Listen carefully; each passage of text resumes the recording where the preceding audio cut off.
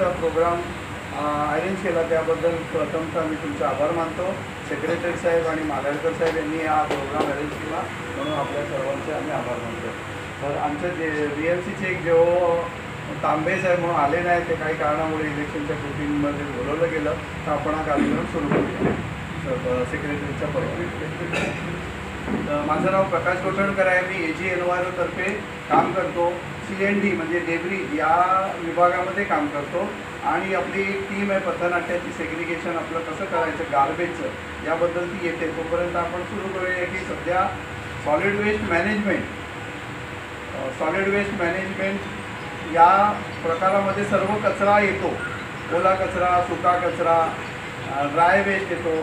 ओला कचरा, सुका कचरा, वेस्ट म्हणजे इलेक्ट्रॉनिक वस्तूंचा कचरा, घातक कचरा जो आजकाल आपल्या पिवळ्या बॅग दिल्या जातात त्याचं रजिस्ट्रेशन कसं करतात.